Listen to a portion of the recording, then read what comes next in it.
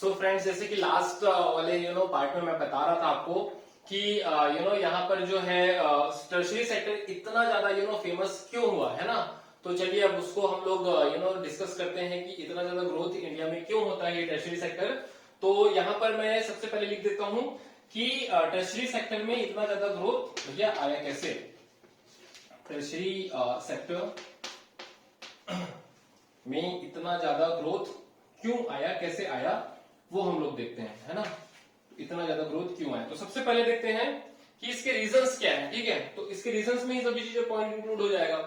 तो सबसे पहला पॉइंट हम यहाँ पर देखेंगे कि भैया जो बेसिक चीजें होती हैं, बेसिक सर्विस की चीजें होती हैं, उसे हम लोग यहाँ पर लिख लेते हैं बेसिक सर्विस। क्योंकि याद रखिएगा टर्शियरी सेक्टर को और क्या कहा जाता है, सर्विस सेक्टर भी कहा जाता है। ठीक है, तो बेसिक सर्विसेज, तो बेसिक सर्विसेज में क्या आ जाएगा, जो आपका स्कूल है ना, हॉस्पिटल है, जो आपका पुलिस है, डिफेंस है, कम्युनिकेशन है, ट्रांसपोर्टेशन है ना। तो ये तो बेसिक सर्विसेज हैं, ये तो रहेगा ही। तो यहां पर लिख लेते हैं जैसे कि स्कूल्स। ठीक है, उसके बाद में जो यहाँ पर हॉस्पिटल्स हैं, हॉस्पिटल्स है ना। उसके बाद जो पुलिस है, डिफेंस है, पुलिस, डिफेंस है ना। जो बैंकिंग है, बैंकिंग। उसके बाद में जो आपका कम्युनिकेशन है, कम्युनिकेशन। ठीक है, उसके बाद में जो आपका ट्रांसपोर्टेशन है, ट्रांसपोर्टेशन भी बहुत इंपॉर्टेंट है। ठीक है, तो जो आपका ट्रांसपोर्टेशन है, तो ये सभी चीजें जो है ना वो बहुत बहुत बहुत बहुत जरूरी होती है। और most of the things will be provided by the government. तो ये गवर्नमेंट की रिस्पॉन्सिबिलिटी होती है कि जो बेसिक सर्विसेज हैं वो जो है नागरिकों को बहुत आसानी से मिल सके। तो आई होप ये पहला आपको पॉइंट बहुत अच्छे से समझ में आ गया होगा, बेसिक सर्विसेज। उसके बाद में दूसरा देखेंगे हम लोग, तो दूसरा क्या है, दूसरा है कि rise in primary and secondary sector, है ना। तो जो अगर प्राइमरी और सेकेंडरी सेक्टर में ग्रोथ होगा तो टर्शियरी सेक्टर में भी ऑटोमेटिकली ग्रोथ आएगा ही। ठीक है, तो उसे देखते हैं कि rise in primary and secondary sector,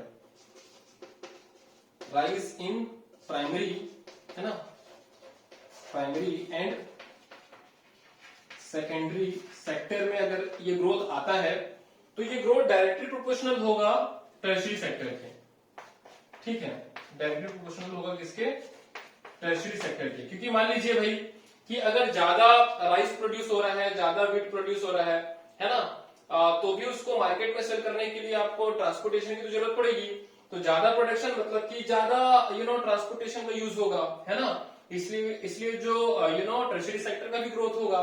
उसको अगर आप कुछ चीज बनाते हो मैन्युफैक्चरिंग करके, तो अगर ज्यादा प्रोडक्शन होगा तो ज्यादा आपको चीजें लगेगी मार्केटिंग में, सेल्स करने में, है ना, ट्रांसपोर्टेशन में। ठीक है, तो इस तरीके से अगर प्राइमरी और सेकेंडरी सेक्टर में ग्रोथ होता है तो टर्शियरी सेक्टर में भी ऑटोमेटिकली ग्रोथ होगा। तो इस वजह से भी जो टर्शियरी सेक्टर भारत में ग्रोथ हुआ, क्योंकि लास्ट अगर आप 30-40 साल की बात करेंगे तो प्राइमरी और सेकेंडरी सेक्टर में जो है ना वो अच्छा खासा ग्रोथ हुआ है। ठीक है, तो वो इफेक्ट किसमें दिखता है आपको, टर्शियरी सेक्टर में भी दिखता है। उसके बाद में तीसरा जो है, तीसरा बहुत ही इंपॉर्टेंट पॉइंट है, वो ये है राइज इन इनकम लेवल। क्या है, राइज इन इनकम लेवल। ठीक है, तो देखो जैसे कि by the passage of time अगर आप बात करोगे तो लोगों का इनकम भी यहाँ पर बढ़ा है ना। इसके लिए मैं एक डेटा आपको देना चाहूंगा। जैसे मान लीजिए कि 1970s के आसपास जो हमारा जीडीपी हुआ करता था वो लगभग 10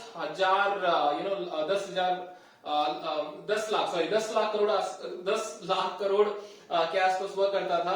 लेकिन 2011 में वो बढ़कर 50 लाख करोड़ के आसपास हो चुका है ना। तो आप समझ सकते हैं कि कितना ज्यादा हमारा जो जीडीपी है वो पिछले 40-50 सालों में 4-5 गुना जो है वो बढ़ चुका है। तो उसका असर बेसिकली जो है हमारे कंट्री में और उनके सिटीजन्स में भी देखने को मिलेगा। तो जो हमारे नागरिक हैं उनके इनकम में भी बहुत अच्छा ग्रोथ आ रहा है।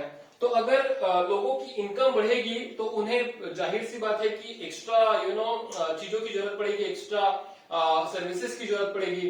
अगर लोगों के पास पैसा है तो वो चाहेंगे कि बाहर रेस्टोरेंट में जाकर खाना खाएं, है ना, होटल में जाकर खाना खाएं, बाहर मूवीज में बाहर मूवीज देखें, सिनेमाज में, तो सिनेमा को प्रमोशन मिलेगा। उसके बाद में जो रेस्टोरेंट है, होटल्स हैं, बिजनेस, उनको ज्यादा प्रमोशन मिलेगा। उसके बाद में जब आदमी के पास में पैसा आता है तो सोचता है कि भाई मैं बाहर कहीं घूमने के लिए जाऊं, तो जो टूरिज्म है उसमें भी फायदा मिलेगा इसमें, ठीक है। तो राइज इन इनकम लेवल में भी जो है वो सर्विस सेक्टर को बहुत ज्यादा फायदा किया है। तो इसका मैं आपको यहाँ पर कुछ लिख देता हूं, जैसे कि होटल्स हैं, है ना, होटल्स हैं, टूरिज्म है, ठीक है, टूरिज्म है, ठीक, फिर उसके बाद सिनेमा है ना, फिर शॉपिंग, पैसा है तो भाई आप सोचोगे कि और अच्छी अच्छी चीजें खरीदें हम लोग, ठीक है, तो शॉपिंग मॉल्स वगैरह है, ठीक है। तो ये सभी चीजें जो है ना वो भी इंक्रीज हुई हैं, प्रमोट हुई हैं because of the rise in income level of the citizen of a country, ठीक है। तो आई होप दिस तीसरा पॉइंट भी आपको समझ में आ गया होगा। अब चौथा पॉइंट देखते हैं। तो चौथा पॉइंट क्या है? चौथा पॉइंट है कि कुछ और भी चीजें हुई हैं हमारे देश में जो कि बहुत इंपॉर्टेंट है, जैसे कि ग्लोबलाइजेशन। तो ग्लोबलाइजेशन है ना, तो देखते हैं तो ग्लोबलाइजेशन की वजह से क्या क्या चेंजेस आई हैं ये मैं आपको थोड़ा बताना चाहूंगा। देखो ग्लोबलाइजेशन जैसे ही हमारे देश में स्टार्ट हुआ आफ्टर 1990s, तो 1990-91 के बाद में जब हमारे देश में ग्लोबलाइजेशन का पीरियड स्टार्ट होगा तो पूरा हमारा देश का मार्केट दुनिया के लिए ओपन हो जाएगा। तो बहुत सी नई नई टेक्नोलॉजी जो है वो भारत देश में आएंगी, जैसे कि कुछ टेक्नोलॉजीज थी जैसे इंफॉर्मेशन एंड कम्युनिकेशन टेक्नोलॉजी। तो ये जो इंफॉर्मेशन एंड कम्युनिकेशन टेक्नोलॉजी है ना, उसने पूरे भारत देश के जो इंफ्रास्ट्रक्चर को जो पूरा बोलना चाहिए कि जो बेसिक वे ऑफ लाइफ होता है उसे पूरा चेंज करके रख दिया। तो ये इंफॉर्मेशन एंड कम्युनिकेशन टेक्नोलॉजी बहुत बड़ा रोल प्ले किया है और इसके बेसिस में बहुत से नए चीजें भारत में हुई हैं, बहुत से लोगों को जॉब मिला है ना। तो ये इंफॉर्मेशन एंड कम्युनिकेशन टेक्नोलॉजी लिखिएगा, इंफॉर्मेशन एंड कम्युनिकेशन टेक्नोलॉजी, है ना, इंफॉर्मेशन एंड कम्युनिकेशन टेक्नोलॉजी ने भी बहुत बड़ा रोल अपना प्ले किया है। तो फिर से एक बार रिकैप करते हैं, देखते हैं। देखिए टर्शियरी सेक्टर में इसलिए बहुत ज्यादा ग्रोथ हुआ। हम लोग क्यों बात करें टर्शियरी सेक्टर में? क्योंकि जैसे मैंने आपको बताया था कि जो जीडीपी है वो 1970 से 2011 में इन 40 सालों में जो हमारा जीडीपी है वो 4 से 5 गुना बढ़ा है। और इसमें सबसे ज्यादा कंट्रीब्यूशन कौन से सेक्टर का रहा है? टर्शियरी सेक्टर का रहा है। तो भाई ये टर्शियरी सेक्टर इतना ज्यादा ग्रोथ क्यों लिया? तो इसलिए लिया क्योंकि जो बेसिक सर्विसेज है आप उसको डिनाई नहीं कर सकते, आप स्कूल को डिनाई नहीं कर सकते, हॉस्पिटल्स को डिनाई नहीं कर सकते, police, defence, banking, communication, transportation, ये कुछ ऐसी चीजें हैं जो कि आपको हमेशा एवरग्रीन चाहिए ही रहेगा। उसके बाद में rise in primary and secondary sector. तो अगर प्राइमरी एंड सेकेंडरी सेक्टर में ग्रोथ होता है तो ऑब्वियसली वो किसमें रिफ्लेक्ट होगा? टर्शियरी सेक्टर में भी वो रिफ्लेक्ट होगा।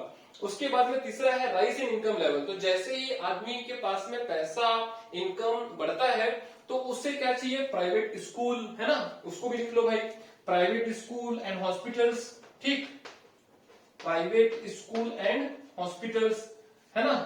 तो ये वाली चीजें भी आपकी आ जाती है, ठीक है, प्राइवेट स्कूल्स एंड हॉस्पिटल्स, और यहां पर आप एक्स्ट्रा को लिख दीजिएगा, ठीक है। तो इस तरीके से ये आप लिख सकते हैं। शॉपिंग मॉल्स यहां पर मैं कर देता हूं, शॉपिंग मॉल्स, है ना। तो जो private schools, hospitals, hotels, tourism, cinema, shopping mall, तो ये सभी चीजों का भी जो है ना वो ग्रोथ होता है अगर आदमी के पास में एक्स्ट्रा इनकम या फिर बेहतर इनकम या फिर ग्रोथ उनके इनकम में दिखने लगता है। तो उसके बाद में जो लास्ट पॉइंट बताया हूं वो है ग्लोबलाइजेशन का। तो ग्लोबलाइजेशन मतलब कि जो इंफॉर्मेशन एंड कम्युनिकेशन टेक्नोलॉजी का जब भारत में इंट्रोडक्शन हुआ तो इसने पूरे मार्केट को चेंज कर दिया, है ना। जिस तरीके से हमारा पूरा वे ऑफ लाइफ था उसको काफी अपग्रेड किया। तो इंफॉर्मेशन एंड कम्युनिकेशन टेक्नोलॉजी का भी बहुत बड़ा रोल रहा है। एक चीज मैं और आपको बता देता हूं, इस क्वेश्चन के ऊपर में डायरेक्ट 5 मार्क्स का इस टॉपिक के ऊपर डायरेक्ट 5 मार्क्स का क्वेश्चन आता है बोर्ड एग्जामिनेशन में और बहुत ही बार पूछा गया है। तो प्लीज इस टॉपिक को आप स्टार मार्क दे दीजिए अभी, है ना। तो this is very very important topic and number of questions are coming from this topic, okay. तो ये मैंने आपको बता दिया। अब उसके बाद में मैं आपको एक चीज और बता रहा था कि भाई देखो हमने टर्शियरी सेक्टर में तो देख लिया कि कैसे इतना ज्यादा ग्रोथ हुआ है। तो वही मैं आपको बताना चाह रहा था कि प्राइमरी सेक्टर में क्यों ग्रोथ नहीं हो पाया। तो इसे मैं थोड़ा सा ओरल तरीके से बता देता हूं कि प्राइमरी सेक्टर में ग्रोथ इसलिए उतना ज्यादा नहीं हो पाया, आप लोग लिखते भी जाइएगा, है ना, ठीक है। तो प्राइमरी सेक्टर में ग्रोथ इसलिए भी ज्यादा नहीं हो पाया क्योंकि आज भी जो है हमारा इरिगेशन मतलब जानते हैं ना, सिंचाई, है ना, वाटर की जो फैसिलिटी हम लोग प्रोवाइड करते हैं ना जमीनों में, एग्रीकल्चरल लैंड में, तो उसे क्या कहते हैं, इरिगेशन। तो आज भी हमारे देश का जो इरिगेशन परसेंटेज है वो लगभग 45% के आसपास है, मतलब 50% से भी ज्यादा एग्रीकल्चरल लैंड और हमारे फार्मर्स वो अभी भी इंद्र देवता को प्रे करते हैं, प्रार्थना करते हैं कि वर्षा अच्छी हो जाए, रेनफॉल अच्छी हो जाए, तो उनका प्रोडक्शन भी अच्छा हो जाएगा। मतलब समझ सकते हैं कितने हम लोग पीछे हैं as compare to the world standard. तो ये बहुत ही इंपॉर्टेंट है कि जो इरिगेशन परसेंटेज को बढ़ाया जाए। दूसरा ये है कि जो हमारे फार्मर्स हैं वो आज भी बहुत बेसिक मेथड से फार्मिंग करते हैं, है ना, बैल गाड़ी वगैरह से, सॉरी बैल और जो हल वगैरह से उन लोग फार्मिंग करते हैं। मतलब कि जो मॉडर्न टेक्निक्स है ना उसका बहुत ज्यादा मिसिंग यहाँ पर दिखता है। तीसरा ये है कि आज भी जो हमारे फार्मर्स है ना वो उनमें फैमिली प्लानिंग बिल्कुल नहीं होता। वो बहुत सारे बच्चे रख लेते हैं, फिर उनका जो जमीन है वो बच्चों में डिवाइड हो जाता है, जिसकी वजह से जमीन है ना वो छोटा छोटा छोटा छोटा होकर बहुत छोटा हो जाता है। और एक समय ऐसा आता है कि वो इतना भी प्रोड्यूस नहीं कर पाते जितना जिनसे उनके घर का खर्चा है और उनका जो लाइफ है वो सस्टेन कर सके, चल सके। तो इसलिए फैमिली प्लानिंग करना बहुत जरूरी है। छोटा परिवार सुखी परिवार। अगर आप विदेशों में देखोगे तो एक फार्मर के पास में इतना बड़ा जमीन होता है कि उतने बड़े जमीन अगर आप भारत से कैलकुलेशन करेंगे ना, कंपेयर करेंगे, तो लगभग 100 फार्मर के पास जितना जमीन होगा भारत में, वहां पर सिर्फ एक फार्मर के पास में होता है ना।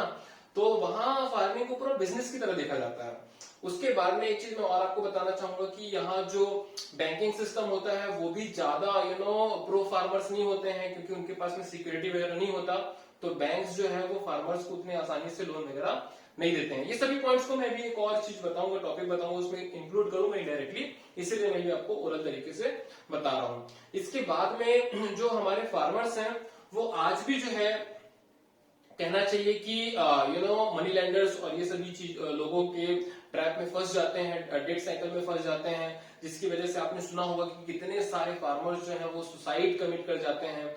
और मैं एक और आपको डेटा शेयर करना चाहता हूं कि एक दिन में लगभग 2000 किसान अपना किसानी छोड़ते हैं, और जो आने वाला नया पीढ़ी है वो तो बिल्कुल किसानी नहीं करना चाहता। देखिए फार्मिंग में बुराई नहीं है, the way we are doing the farming there is the problem, है ना। जिस तरीके से हम लोग फार्मिंग करते हैं भारत में वहां पर समस्या है ना। फार्मिंग में समस्या नहीं है, अगर आप उसे बहुत अच्छे से करेंगे, मॉडर्न फार्मिंग मेथड्स को यूज करके करेंगे, सही प्रोपोर्शन में करेंगे, क्वांटिटी में करेंगे, तो रिजल्ट बहुत ही बेहतर हो सकता है। लेकिन वो सभी चीजें भारत में नहीं हो पा रही हैं फिलहाल, तो जैसा हमें दिख पा रहा है। तो चलिए अब नेक्स्ट हम लोग स्टार्ट करते हैं नया टॉपिक कि भाई भारत में जो है वो एम्प्लॉयमेंट को कैसे हम बढ़ा सके, है ना। जो रोजगार है, जो चीजें हैं उसको हम लोग कैसे बढ़ा सके, ठीक है। तो देखिए जो नेक्स्ट टॉपिक है मैं यहाँ पर लिख देता हूं उसे, भारत में जो है वो एम्प्लॉयमेंट को कैसे हम लोग बढ़ा सकते हैं। how we can give employment to the people, large number of people। तो ये एक बहुत ही इंपॉर्टेंट टॉपिक है और इसमें से भी क्वेश्चंस वगैरह आते हैं। तो चलिए इसे अब डिस्कस करेंगे हम लोग एक वन बाय वन। तो जो सबसे इंपॉर्टेंट और पहला पॉइंट है मैं यहाँ पर लिखता हूं, है ना, आप लोग समझिएगा अच्छे से। जो सबसे पहला पॉइंट मेरे नजरों में है वो ये है कि सबसे पहला पॉइंट है कि इंस्टीट्यूशनल एंड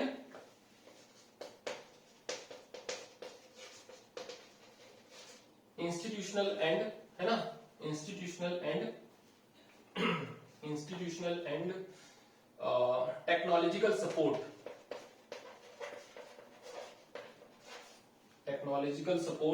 है ना, इंस्टीट्यूशनल एंड टेक्नोलॉजिकल सपोर्ट, ये एक बहुत जरूरी चीज है। अब इसमें मैं बताता हूं पहले, ठीक है।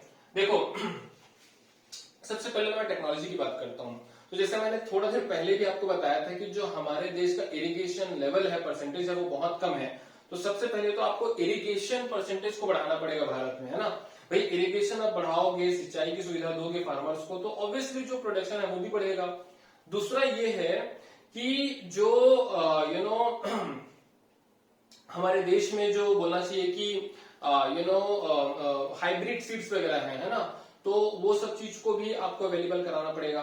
तीसरा ये है जो मॉडर्न टेक्निक्स है उसको किसानों को क्या करना पड़ेगा, अवेयर करना पड़ेगा कि भाई ये सभी जो मॉडर्न टेक्निक्स है इसको आप यूज करिए तो आपको बेहतर रिजल्ट मिलेगा। तो ये हो गया टेक्नोलॉजिकल सपोर्ट। उसके बाद में क्या आता है, इंस्टीट्यूशनल सपोर्ट, है ना। तो इंस्टीट्यूशनल सपोर्ट में क्या हो जाएगा कि भैया आपने जो है बहुत अच्छे से प्रोड्यूस तो कर लिया, लेकिन आप उसे रखोगे कहाँ, तो स्टोरेज की फैसिलिटी होनी चाहिए। उसके बाद में आप उसे बेचोगे ना जाके सिटी में, तो ट्रांसपोर्टेशन का फैसिलिटी होना चाहिए। फिर एक मार्केट का भी फैसिलिटी होना चाहिए कि भाई मार्केट जो है तब तो आप सेल कर पाओगे। तो तीन चीजें जो है बहुत इंपॉर्टेंट है इंस्टीट्यूशंस में। तो पहला है स्टोरेज का ऑप्शन, है ना, जो गोडाउन वगैरह है, वेयर हाउस है, वो सभी होना चाहिए। दूसरा क्या है आपका ट्रांसपोर्टेशन, की आप सिटी से जो है वो रूरल एरिया से मार्केट तक आप जा सको। और तीसरा जो है मार्केट का होना बहुत जरूरी है, वरना आप चीजों को कैसे बेचोगे। ठीक, तो ये आपका किस में आ गया, इंस्टीट्यूशनल एंड टेक्नोलॉजिकल सपोर्ट। अब उसके बाद में मैं दूसरा आपको बताना चाहूंगा, दूसरा क्या है इसमें, देखिएगा दूसरा है ये कि आप जो है अलाइड एग्रीकल्चरल सेक्टर में आप ज्यादा प्रमोट करो। ठीक है, तो जो अलाइड एग्रीकल्चर है ना, जैसे कि मैं बताऊंगा आपको, अलाइड एग्रीकल्चर को आपको ज्यादा प्रमोट करना चाहिए, है ना। क्यों करना चाहिए मैं बताता हूं आपको। देखिए अलाइड एग्रीकल्चर मतलब आप क्या समझते हैं कि एग्रीकल्चर के साथ में जो बाकी चीजें हम लोग करते हैं, है ना, जैसे कि जो पीसी कल्चर है, पीसी कल्चर मतलब जो फिश फार्मिंग है ना, उसके साथ ही जो हमारा हॉर्टिकल्चर है, मतलब कि जो वेजिटेबल्स और फ्रूट्स हम लोग कल्टीवेट करते हैं, वो बहुत बड़ा मार्केट होता है ये भी। ठीक है, उसके बाद में जो हम लोग बी कीपिंग करते हैं, बी मतलब मधुमक्खियों को पालते हैं, तो उसमें जो हनी शहद मिलता है वो बहुत ही अच्छा रिसोर्स है। उसके बाद में जो हम लोग एनिमल रियरिंग करते हैं, जो हम लोग पशुपालन करते हैं, उसमें से हमें मिल्क और बहुत सारे दूसरे प्रोडक्ट्स मिलते हैं, है ना। तो ये जो सभी चीजें इसके साथ में इसके साथ में जो है आप बाकी चीजों को भी इंक्लूड कर सकते हो। तो ये जो बेसिक चीजें हैं ना, इसे क्या कहते हैं हम लोग, अलाइड सर्विसेज कहते हैं, जो कि बहुत बहुत बहुत बहुत इंपॉर्टेंट होता है। फिर से एक बार रिपीट करते हैं, fish farming, okay, the next one is called as what, the next one is horticulture, that is the cultivation of fruits and vegetables. उसके बाद में तीसरा क्या आएगा आपका, तीसरा आएगा आपका क्या आएगा तीसरा आपका, हाँ, उसके बाद में फॉरेस्ट, तीसरा आप यस फॉरेस्ट्री भी आप कर सकते हो, जो कि बहुत अच्छा होता है ना। फॉरेस्ट से भी बहुत सारे चीजें निकलती हैं जिससे आप यूज कर सकते हो। फिर एक आपका है एनिमल रियरिंग, जिससे कि आपको मिल्क और बहुत सारी दूसरी चीजें मिलेंगी, है ना। तो इन सभी चीजों को आप यूज करके बहुत ही ज्यादा ग्रोथ कर सकते हो। ठीक है, तो ये क्या हो जाएगा, अलाइड एग्रीकल्चर में आता है सभी। ठीक, तो बहुत ही अच्छा ऑप्शन है ये। तीसरा हम लोग देखेंगे क्या, तीसरा हम लोग देखेंगे स्मॉल स्केल इंडस्ट्रीज, है ना, small scale industries, small scale industries. अब ये भाई स्मॉल स्केल इंडस्ट्रीज क्या होता है, तो स्मॉल स्केल इंडस्ट्रीज ऐसा जिसमें हम लोग इन्वेस्टमेंट बहुत ही कम करते हैं। ठीक है, तो इसे कहते हैं हम लोग स्मॉल स्केल इंडस्ट्रीज, जिसमें इन्वेस्टमेंट जो है वो काफी मतलब कम होता है, एवरेज होता है। ठीक है, तो इसे कहेंगे हम लोग स्मॉल स्केल इंडस्ट्रीज। अब एक चीज मैं आपको बताना चाहूंगा स्मॉल स्केल इंडस्ट्रीज का, कि भारत में अगर सबसे ज्यादा कोई जॉब मिलता है ना, तो वो स्मॉल स्केल इंडस्ट्रीज में ही मिलता है। अगर आप मैन्युफैक्चरिंग और ये सेकेंडरी सेक्टर की बात करेंगे, तो अगर आप एक तरफ मल्टीनेशनल कंपनी को रखेंगे, दूसरी तरफ स्मॉल स्केल इंडस्ट्रीज को रखेंगे, है ना, या फिर एक तरफ लार्ज स्केल इंडस्ट्रीज को और दूसरी तरफ स्मॉल स्केल इंडस्ट्रीज को, तो स्मॉल स्केल इंडस्ट्रीज में सबसे ज्यादा जॉब जो है वो लोगों को मिलता है। तो स्मॉल स्केल इंडस्ट्रीज किस में बिलीव करता है, मास प्रोडक्शन बाय मासेस, मतलब लोगों के द्वारा ज्यादा प्रोडक्शन, मशीनों के द्वारा नहीं, लोगों के द्वारा, है ना। इसलिए अगर स्मॉल स्केल इंडस्ट्रीज को आप प्रमोट करते हो तो ऑटोमेटिकली लोगों को क्या मिलेगा, जॉब मिलेगा, है ना। और इसके साथ ही एक चीज मैं और आपको बताता हूं, एक और बहुत ही इंटरेस्टिंग चीज होता है जिसे कहते हैं फूड प्रोसेसिंग इंडस्ट्री, है ना, फूड प्रोसेसिंग इंडस्ट्री। ठीक है, तो आप बोलोगे सर कि फूड प्रोसेसिंग इंडस्ट्री क्या होता है, तो फूड प्रोसेसिंग इंडस्ट्री मतलब कि देखिए, जो हम देते हैं ना टोमेटो, तो टोमेटो से टोमेटो चिप्स, है ना, पोटैटो, टोमेटो से टोमेटो चिप्स तो बनता है, टोमेटो सॉस भी बनता है ना, उसके बाद पोटैटो से पोटैटो चिप्स, है ना।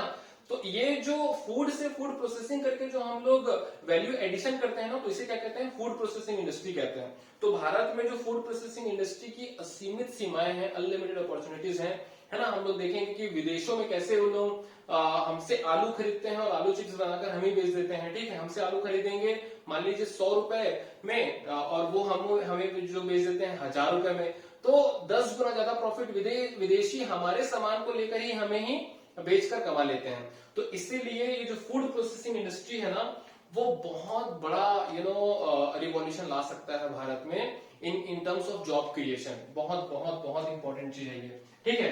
उसके बाद में चौथा देखते हैं हम लोग। तो चौथा क्या है? चौथा है बैंकिंग, है ना। तो बैंकिंग या फिर आप बोल सकते हो क्रेडिट। तो जो लोन वाला सिस्टम होता है उसे क्या कहते हैं हम लोग? क्रेडिट। तो जो किसान है, हमारे भाई हैं किसान, उनको जो है हमको गवर्नमेंट को ये फैसिलिटी देना चाहिए कि उनको जो लोन वगैरह है वो कहां से मिल सके? बैंक से लोन मिल सके। और बैंक से क्यों लोन मिल सके? क्योंकि बैंक से उनको बहुत ही कम ब्याज पर जो है वो लोन मिल सकता है। अभी क्या होता है कि उनके पास में सिक्योरिटीज होती नहीं है। सिक्योरिटीज मतलब क्या होता है कि उनके पास में कोई प्रॉपर्टी नहीं होता, उनके पास में कोई प्रॉपर जॉब नहीं होता है ना, जिस वजह से बैंक उसको फार्मर्स को मना कर देती है कि हम आपको लोन नहीं दे सकते। लेकिन अगर मान लीजिए कि बैंक लोन देती है और काफी रिजनेबल इंटरेस्ट रेट पे लोन देती है, तो जो फार्मर्स हैं उनको मनी लेंडर्स के पास में नहीं जाना पड़ेगा, बड़े बड़े जमींदारों के पास में नहीं जाना पड़ेगा, जो कि बहुत ज्यादा इंटरेस्ट रेट पर उनको ब्याज पे लोन देते हैं और उनको बहुत ज्यादा एक्सप्लॉइट करते हैं, ठीक है। तो किसानों को एक्सप्लॉइटेशन से बचाने के लिए फॉर्मल तरीके से लोन देना बहुत ज्यादा जरूरी है, ठीक है। तो banking system should be provided to the farmers, है ना। तो ये हो गया अपना चौथा पॉइंट। उसके बाद में देखते हैं पांचवा पॉइंट। तो पांचवा क्या है कि जो रूरल इंफ्रास्ट्रक्चर है ना उसको बढ़ाया जाए, ठीक है। रूरल इंफ्रास्ट्रक्चर को जो है वो बढ़ाया जाए। अब आप पूछोगे सर ये रूरल इंफ्रास्ट्रक्चर क्या होता है? देखिए, तो रूरल इंफ्रास्ट्रक्चर में आपका जो है रोड्स, ठीक है, जो ट्रांसपोर्टेशन का फैसिलिटी है, जो मार्केट का फैसिलिटी है, जो वेयर हाउस का फैसिलिटी है। वेयर हाउस मतलब क्या होता है? जहां पर आप स्टोर कर सकते हो, है ना। जो बैंकिंग का फैसिलिटी है, तो ये सभी चीजों को आप मिला दोगे तो क्या हो जाएगा? इंफ्रास्ट्रक्चर। अब भाई जाहिर सी बात है कि अगर मैं एक बिजनेसमैन हूं और एक लोकेशन पे ये सभी चीजें अवेलेबल है, दूसरे लोकेशन पे कुछ भी अवेलेबल नहीं है, तो मैं चाहूंगा ना कि मेरा जो बिजनेस है वो कहाँ ओपन हो? ये जो लोकेशन है जिसपे सभी सुविधाएं अवेलेबल है वहां पर हो, है ना। चाइना में यही तो हो रहा है। चाइना में जो इंफ्रास्ट्रक्चर है वो भारत के कंपैरिजन में बहुत अच्छा है। इसीलिए जो वर्ल्ड में जो बड़े बड़े बिजनेसमैन होते हैं, बड़ी बड़ी कंपनीज होती हैं, मल्टीनेशनल कंपनीज होती हैं, वो चाइना को ज्यादा प्रेफर करती है। क्यों? क्योंकि वहां पर बेसिक इंफ्रास्ट्रक्चर बहुत स्ट्रांग है। वही इंडिया में बेसिक इंफ्रास्ट्रक्चर बहुत ज्यादा पुअर है आज भी। तो इसमें हमें बहुत ज्यादा मेहनत करने की जरूरत है, ठीक है। तो रूरल इंफ्रास्ट्रक्चर बहुत ही ज्यादा इंपॉर्टेंट रोल प्ले करता है। उसके बाद में जो छठवा बहुत ही इंपॉर्टेंट चीज है जो आप इंक्लूड कर सकते हो वो है आपका एजुकेशन, ठीक है। एजुकेशन एंड हेल्थ, है ना। Education and health. तो ये एजुकेशन एंड हेल्थ जो है ना, एजुकेशन एंड हेल्थ बहुत ही इंपॉर्टेंट चीज है। क्योंकि देखिए, अगर आप एजुकेशन में जाना चाहते हो तो भाई आप स्कूल्स बनाना पड़ेगा, ठीक है। तो अगर आप स्कूल्स बनाते हो तो टीचर्स को जॉब मिलेगा, स्टाफ मेंबर्स को जॉब मिलेगा, एडमिन डिपार्टमेंट में जो काम करेंगे उनको जॉब मिलेगा, है ना। और अगर आप स्कूल्स का नंबर बढ़ाते हो तो जो आपका ओवरऑल लिटरेसी है ना, जो एजुकेशन है वो बढ़ेगा देश में। स्किल्ड लोग वहां से निकलेंगे, ठीक है। आगे जाके जो है आपका जो वर्किंग पॉपुलेशन है वो ज्यादा क्वालिटी उनके पास में होगा, ठीक है। उसी प्रकार से अगर आप हॉस्पिटल्स बनाते हैं तो हॉस्पिटल्स में डॉक्टर्स को नया जॉब मिलेगा, नर्सेस को जॉब मिलेगा। जो हॉस्पिटल बनाने के लिए जितनी भी चीजें की जरूरत पड़ेगी उनको जॉब मिलेगा। जो कॉन्ट्रैक्टर्स हैं, जो इंजीनियर्स हैं, है ना, जो बिल्डिंग पूरा कैंपस डिजाइन करेंगे, और उसके अलावा जो वहां पर काम करने वाले वर्कर्स हैं उनको जॉब मिलेगा। तो इसके अलावा, है ना, ये तो जॉब तो मिलेगा ही, उसके अलावा अगर हॉस्पिटल वगैरह है तो लोगों को बेटर हेल्थ केयर फैसिलिटीज मिल पाएंगी, उनकी हेल्थ कंडीशन बहुत अच्छी होगी। और अगर पॉपुलेशन हमारा हेल्दी होगा तो ऑटोमेटिकली उनका जो प्रोडक्शन है वो बढ़ जाएगा। तो इसीलिए जो एजुकेशन और हेल्थ है ना उसका मल्टी डायमेंशनल एडवांटेज होता है पूरे कंट्री को, है ना। तो ये एक बहुत ही इंपॉर्टेंट हो गया। उसके बाद में जो लास्ट है ना, सातवां मैं आपको बोलना चाहूंगा वो है टूरिज्म। क्या है वो? लास्ट टूरिज्म, ठीक है। तो टूरिज्म में आप क्या इंक्लूड कर सकते हो कि देखिए, आज भी हमारे देश में बहुत से ऐसे डेस्टिनेशन है, चाहे वो रूरल एरियाज में हो, चाहे सेमी रूरल एरियाज में हो, चाहे बाकी जगह पे हो, वो इतना ज्यादा अच्छा है, इतना ज्यादा अच्छा है, लेकिन वहां पर बेसिक इंफ्रास्ट्रक्चर ना होने के कारण, है ना, वो उतना ज्यादा डेवलप नहीं हो पाया है। अब मान लीजिए कि अगर बहुत अच्छा एक टूरिस्ट डेस्टिनेशन है लेकिन वहां पर एयरपोर्ट की फैसिलिटी नहीं है, तो क्या विदेशी वहां पर विजिट करेंगे? बिल्कुल नहीं करेंगे। अगर करेंगे भी तो बहुत कम नंबर पे जाएंगे वहां पर, है ना। तो भारत में जो टूरिज्म है ना, उसमें अनलिमिटेड अपॉर्चुनिटीज है, और टूरिज्म ऐसा एक सेक्टर है जो बहुत ज्यादा नंबर पे जॉब देता है। एक सर्वे हुआ था जिसमें ऐसा कहा गया था कि हर साल 35 लाख लोगों को जॉब मिल सकता है टूरिज्म इंडस्ट्री में, अगर प्रॉपर तरीके से उसको हैंडल किया जाए तो, है ना। तो इन सभी चीजों में जो ये टूरिज्म है और ये जो फूड प्रोसेसिंग इंडस्ट्री है, भारत में इसका अनलिमिटेड अपॉर्चुनिटी है, ठीक है। तो इस तरीके से आप जो है वो एम्प्लॉयमेंट को और बहुत अच्छे से बढ़ा सकते हो, है ना। तो ये मैं आप लोगों के साथ में डिस्कस करना चाह रहा था। देखिए मैंने क्या बताया इसमें, मैंने आपको बताया कि टर्शियरी सेक्टर क्यों इतना ज्यादा डेवलप कर रहा है, और बीच में मैंने आपको ये बताया था कि प्राइमरी सेक्टर क्यों इतना पीछे रह गया। उसके बाद में मैंने ये भी बताया कि जो एम्प्लॉयमेंट है वो आप कैसे जनरेट कर सकते हो, है ना। और एक चीज जो कि सिलेबस में नहीं है, फिर मैं बताना चाहूंगा कि सेकेंडरी सेक्टर जो हमारा मैन्युफैक्चरिंग सेक्टर है वो क्यों पीछे रह गया, है ना। वो क्यों इतना एवरेज तरीके से ही परफॉर्म कर गया भारत में, बहुत अच्छे से परफॉर्म क्यों नहीं कर पाया। क्योंकि देखिए भारत में जैसे कि यहाँ पर प्रॉब्लम मैंने बताया ना आपको कि इंफ्रास्ट्रक्चर का प्रॉब्लम है, ठीक है। दूसरा ये है कि बहुत ज्यादा प्रोसेस अभी भी कॉम्प्लेक्स है। मतलब आप अगर किसी नए इंडस्ट्री को ओपन करना चाहोगे तो सालों लग जाते हैं सभी जगह से क्लियरेंस लेने में। कभी वो मिनिस्ट्री रोक देता है, तो कभी इन्वायरमेंट वाले लोग रोक देते हैं, है ना। और कभी आप जानते हैं करप्शन अंडर द टेबल, बहुत सारी चीजें होती हैं। तो इस वजह से अगर आप भारत में इंडस्ट्री ओपन करना चाहते हैं तो प्रोसेस बहुत ज्यादा कॉम्प्लेक्स है। दूसरा ये है कि इंफ्रास्ट्रक्चर जैसे मैंने आपको बताया, है ना, वो बहुत ही बेसिक है, अभी भारत में बहुत ज्यादा डेवलप करने की जरूरत है। तीसरा जो पावर अवेलेबिलिटी है, बिजली है, वो 24 घंटे कई जगहों पे नहीं मिल पाती है, तो आपको अलग से अपना जनरेटर ये सब लगाना पड़ेगा, जिससे कि कॉस्ट ऑफ प्रोडक्शन बढ़ जाता है। उसके बाद में जो स्टेबल गवर्नमेंट है, तो भारत में जो स्टेबल गवर्नमेंट हमेशा जो है वो 5 साल में इलेक्शन होता है। इस वजह से लोग बाकी ये सोचते हैं कि 5 सालों में हमको ज्यादा से ज्यादा प्रॉफिट करके अपना ग्रोथ करना है। इस वजह से लॉन्ग टर्म विजन हम जो है ना वो नहीं देख पाते हैं भारत में, ठीक है। इसके बाद और कुछ जो एडिशनल आप पॉइंट्स में ले सकते हैं कि जो भारत में ओवरऑल इन टोटलिटी जो चीजें होनी चाहिए वो उतनी ज्यादा नहीं है। इस वजह से जो हमारा मैन्युफैक्चरिंग सेक्टर जो है उतने अच्छे से डेवलप नहीं हो पाया है, ठीक है। लेकिन एक बार इसमें और कहना चाहूंगा कि जो सरकार है वो हमेशा भी कोशिश कर रही है, पॉजिटिव डायरेक्शन में कोशिश कर रही है कि जो हमारा मैन्युफैक्चरिंग सेक्टर है उसमें भी ग्रोथ आ सके। कुछ मैं आपको प्रोग्राम का नाम बताऊंगा, जैसे कि मेक इन इंडिया और फॉरेन डायरेक्ट इन्वेस्टमेंट इसी दिशा में लिया गया एक कदम है, ताकि जो विदेशी कंपनी है वो भारत में आके इन्वेस्ट कर सके और भारत के लोगों को जो रोजगार मिल सके, और भारत के लोगों को उनका टेक्नोलॉजी सीखने को मिले, और भारत के लोगों को भी बिजनेसमैन बनाने के लिए हमारी जो गवर्नमेंट है वो एक स्कीम लॉन्च की है जिसे कहते हैं स्टार्टअप इंडिया। तो स्टार्टअप इंडिया मतलब कि ऐसा प्रोग्राम जिसमें कि हमारे यूथ को कुछ नया बिजनेस स्टार्ट करने में भारत की सरकार जो है वो सपोर्ट कर सके। तो ये रहा हमारा मैन्युफैक्चरिंग सेक्टर का पूरा लेखा जोखा, है ना। तो इस तरीके से हमने ये पूरा अच्छे से समझ लिया है। आई होप आपको बहुत ही मजा आया होगा इस पूरे लेक्चर के दौरान पे। अगर आपको समझ में आया पूरी चीजें तो प्लीज हमारे वीडियो को लाइक करिए और हमारे जो चैनल को सब्सक्राइब करिए। और अगर आपको कोई पॉइंट किसी टॉपिक में समझने में परेशानी हुई हो तो उसे आप प्लीज कमेंट बॉक्स में लिखिए, हम उसमें आपको समझाने की कोशिश करेंगे। अगर कोई क्वेश्चन हो तो उसे भी आप कमेंट बॉक्स में लिखिए, उसमें भी हम आपको उत्तर देने की, आंसर करने की कोशिश करेंगे, है ना।